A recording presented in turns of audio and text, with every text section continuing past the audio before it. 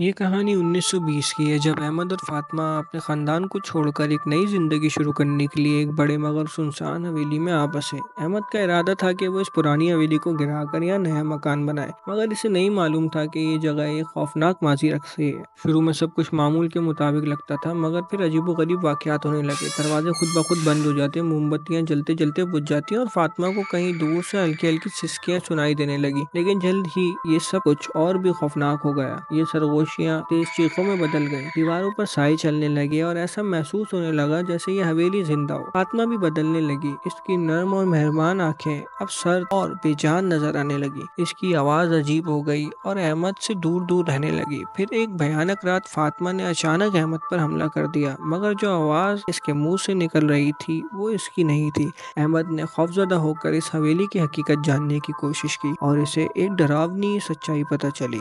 کئی سال پہلے ایک بے گناہ عورت کو بے رحمی سے قتل کیا گیا تھا۔ اس کی روح غصے اور انتقام کی آگ میں جل رہی تھی اور اب اس نے فاطمہ کے جسم پر قبضہ کر لیا تھا۔ وہ احمد کو اپنا دشمن سمجھ رہی تھی اور اس سے بدلہ لینا چاہتی تھی۔ فاطمہ کو بچانے کے لیے احمد نے دعا کا سہارا لیا، حالانکہ وہ کئی سال پہلے اپنا ایمان کھو چکا تھا۔ مگر بدرو نے پیچھے ہٹنے سے انکار کر دیا۔ حویلی لرزنے لگی، چیزیں خود بخود اڑنے لگی، مگر احمد اپنی جگہ ڈٹا رہا۔ آخر کار اس کا پیار اور یقین غالب آ گیا۔ وہ بدرو زور زور سے چیختی ہوئی غائب ہو گئی اور فاطمہ آزاد ہو گئی۔ اس بھیانک رات کے بعد وہ دونوں ہمیشہ کے لیے اس منحوس حویلی کو چھوڑ کر چلے گئے اور عہد کیا کہ وہ کبھی واپس نہیں آئیں گے۔